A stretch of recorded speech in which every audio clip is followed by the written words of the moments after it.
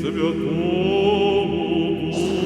like to welcome you to the Paoli Memorial Library and the collection, which is part of the exhibition known as Blood and Soul, the Russian Revolutions of 1917. In order to introduce this exhibition, we have to explain that there were two revolutions in 1917. One in February, and of course the Great October Revolution of the latter part of the year.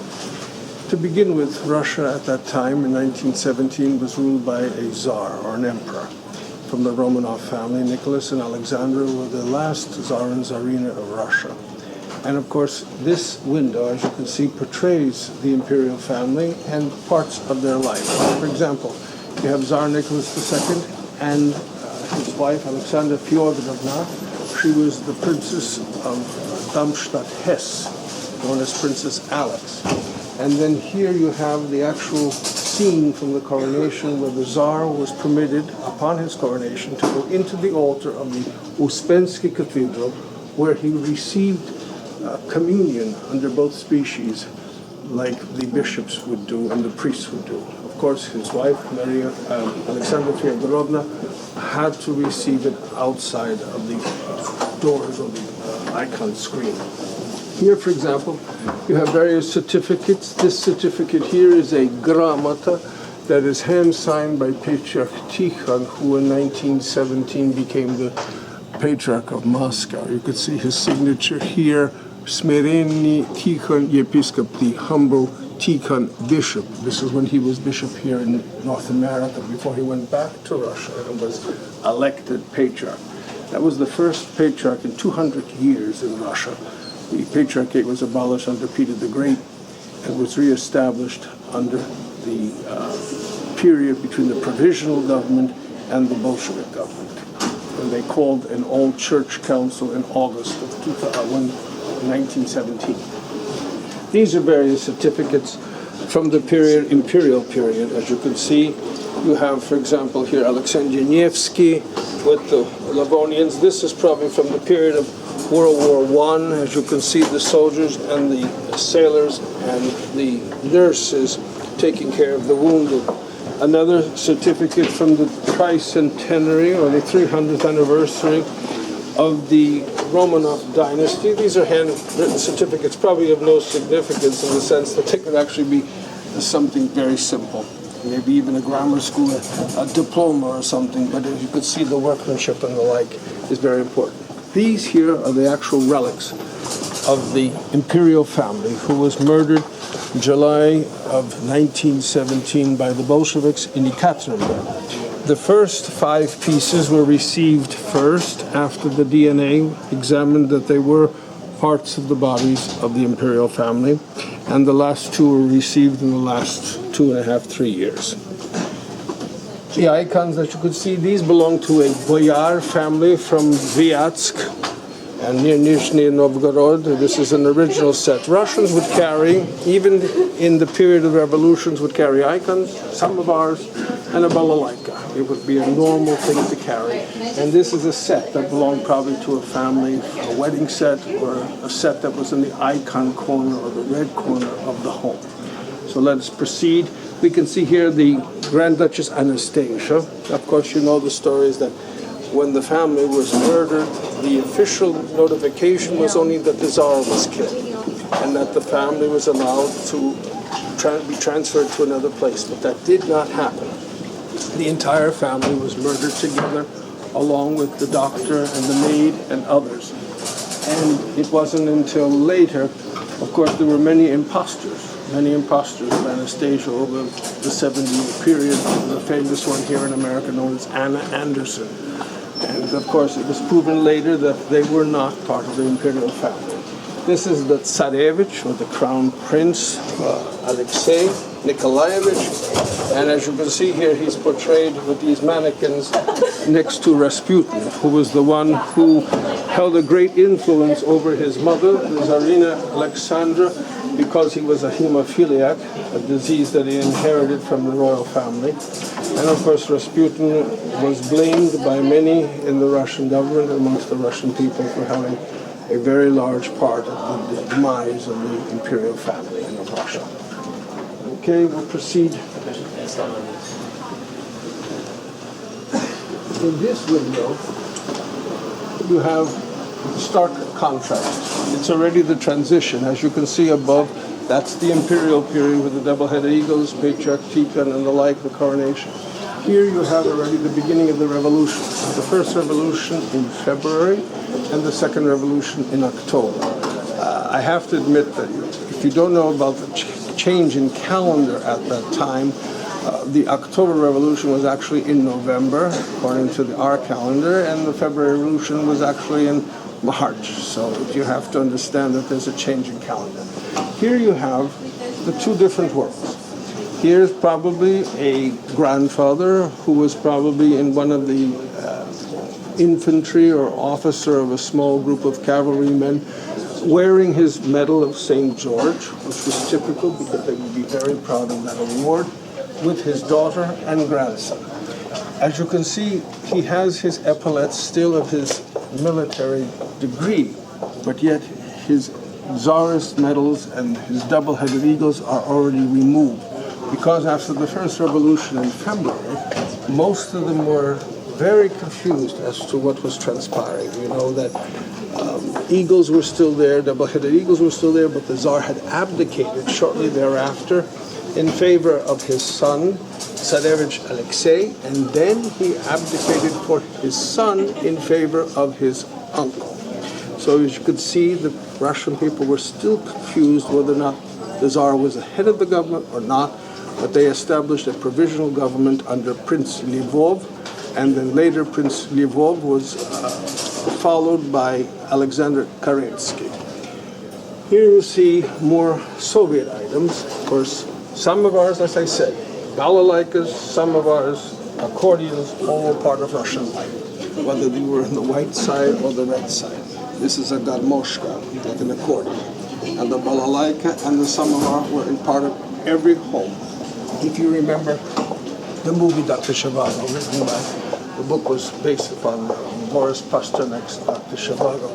The balalaika was the central part of the entire movie. At the beginning, the balalaika played when the mother was being buried, and then at the end you see the daughter of Zhivago carrying the balalaika on her back with her boyfriend and going off in the distance where Zhivago's brother is in charge of a hydraulic dam, and he turns and says to her, does she play balalaika, or do you play balalaika? And the boyfriend turns around and says, does she play balalaika? She's a master. And so this is very part of the Russian soul, which is important to understand.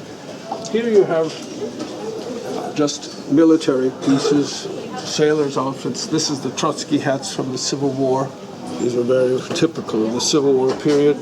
And of course the fur hats, as you could see here, various officers and communist men. Many of them were mixes of imperial uniforms with things that they adopted.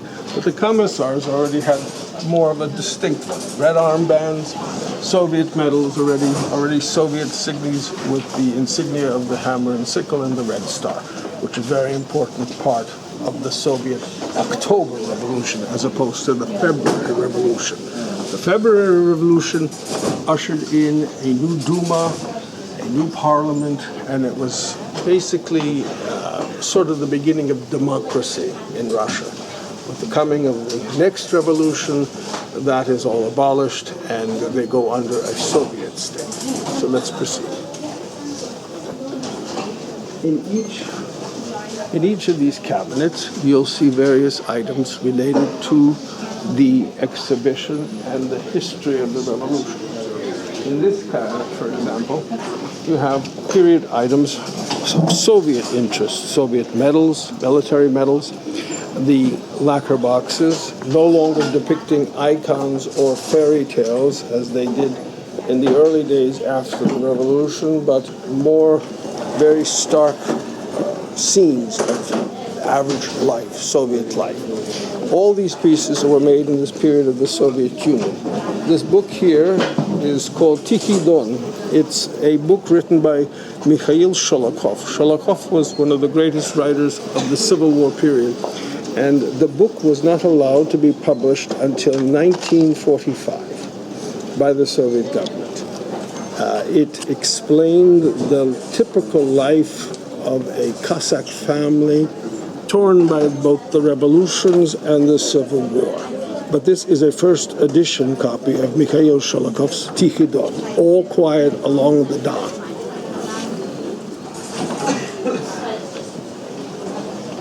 Here you have various items, again, of Soviet period. They tried to copy and emulate the work of Fabergé, which was very popular during the imperial period. And as you can see, many of these pieces resemble Fabergé pieces, but they're made of German Soviet silver. And they did this probably for the foreign trade. It's more for the foreign trade. These are Russian stamps of the famous artist who was in charge of making all the backdrops for the Bolshoi opera, the Kirov opera. He was the set director. His name was Bilibin, and he also wrote all the books on Russian fairy tales. And these are сказки, or fairy tales. This is the Red Wagon. It's in Germany. It explains through paintings and through pictures the entire revolutionary period, both the February Revolution and the October Revolution. You can visit it, but it's called the Red Wagon because inside that wagon basically is the entire story of the revolutionary period.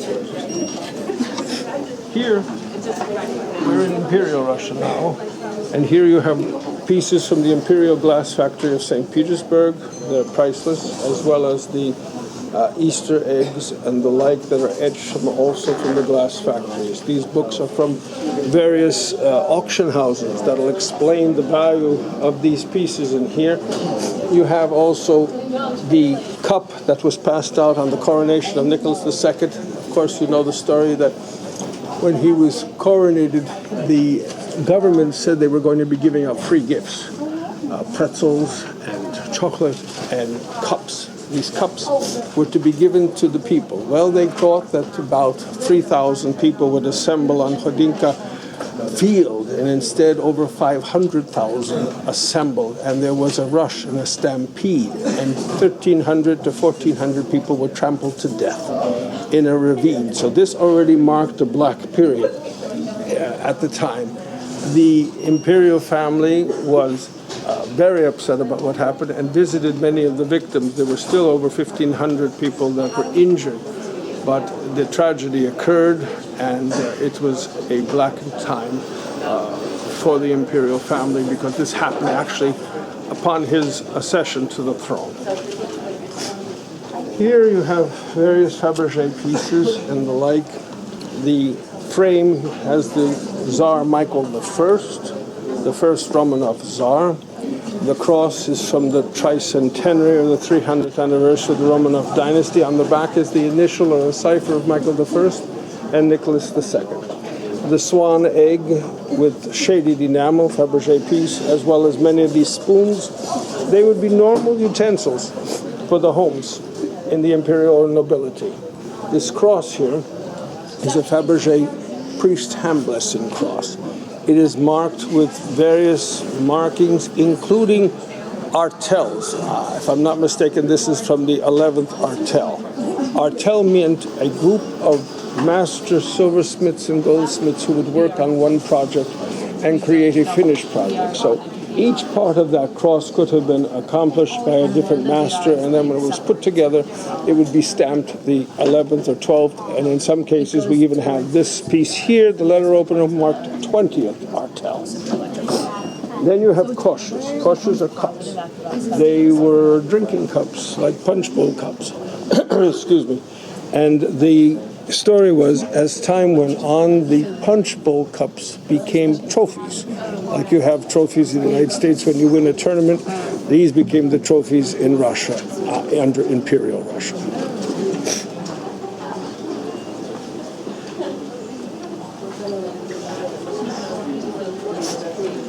Here you have vestments of a bishop and a priest.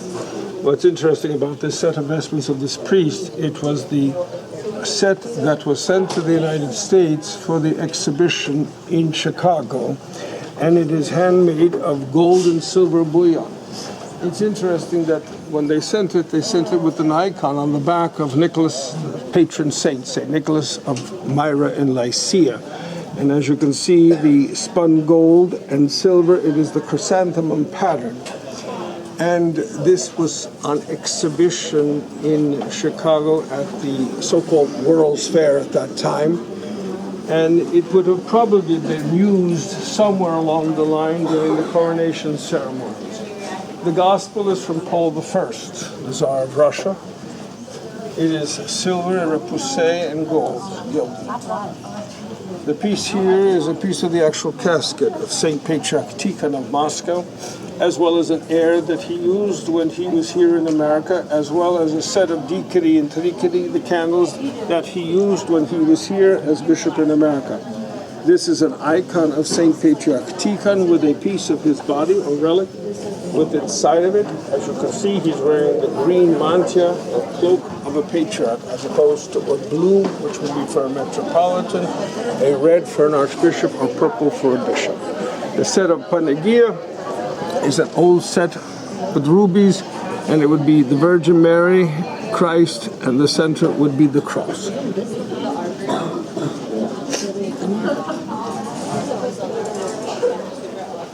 In this cabinet, you have the Patriarch Tikhon's family icon, the family icon of the beloved family. It is made with seed pearls and the like from the Amur River, which was in Siberia on the border of China.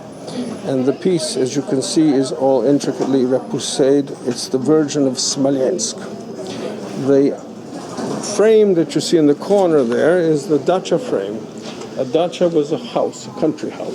And the frame is one of the window frames.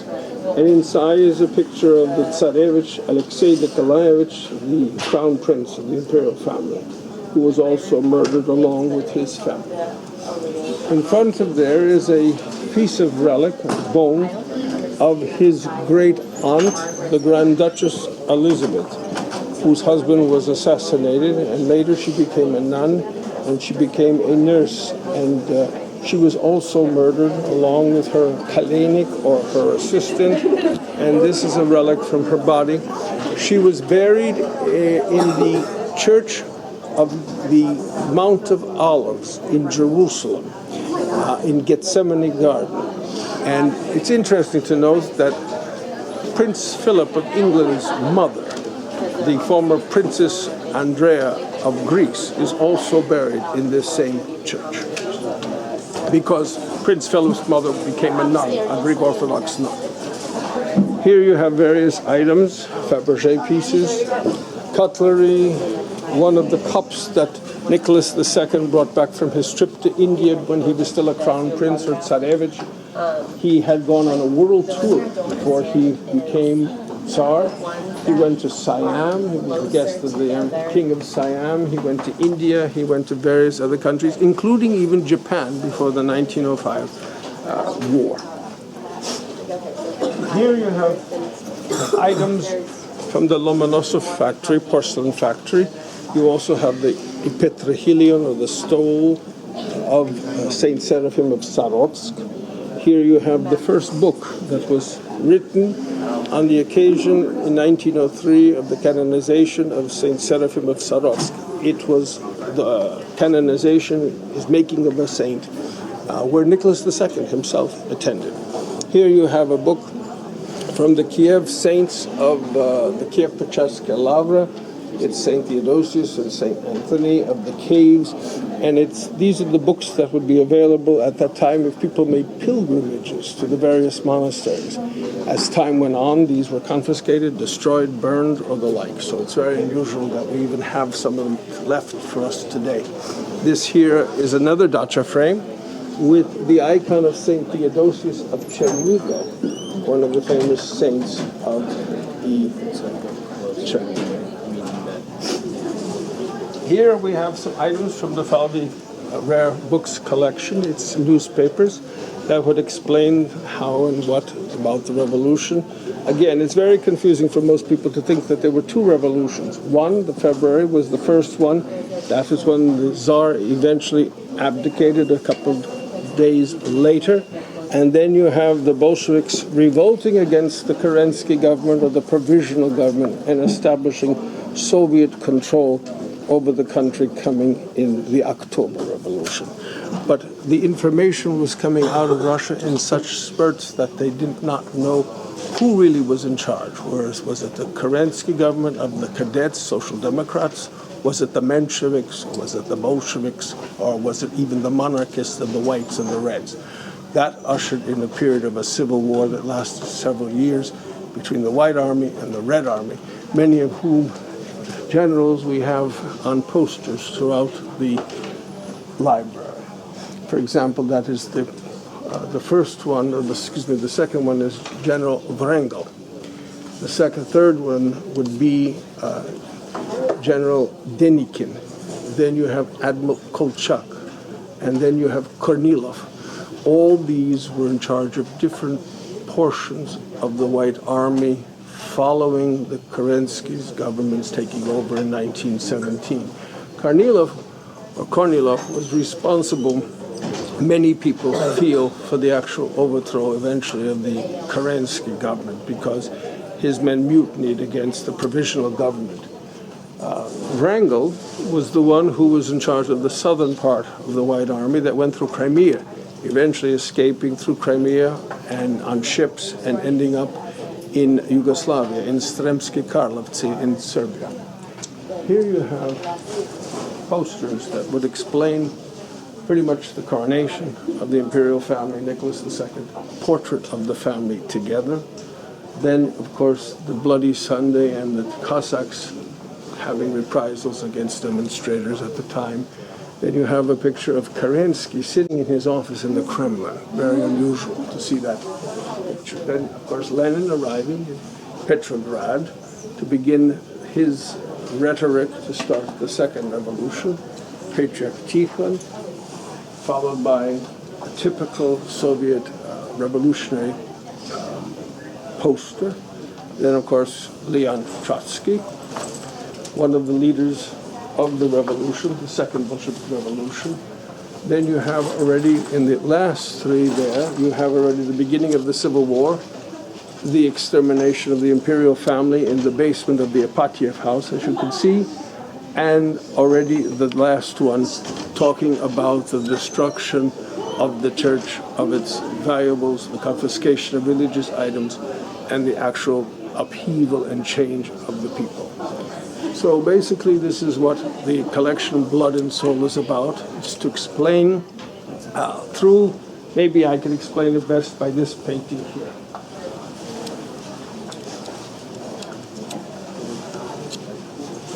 Here you see a painting that was made specifically by someone at the time of Perestroika. It represents Christ from a typical icon. And then you have the candles of the faith of the people. And you have the towers of the Kremlin. But more importantly, this tower here is the Ivan the Great Bell Tower, signified by the bells, one of which even encompasses the eye of Jesus. Then you have the angel who is Saint Michael the Archangel trumpeting the upheaval, the flames, as you see, which is part of his beard, is the total destruction of Russia. Yet the soul of Russia remains intact even after the spilling of the blood, because in the end, after 75 years of Soviet atheism, the church and the country was born out of the ashes. And again, because of the soul, the dusha of the Russian people, it was spilled blood, but mostly it was the restoration of of the real Russian soul, the nation. Not the Tsar, but of the people, and of the people's souls. So that would explain it the best I can. Okay? Thank you.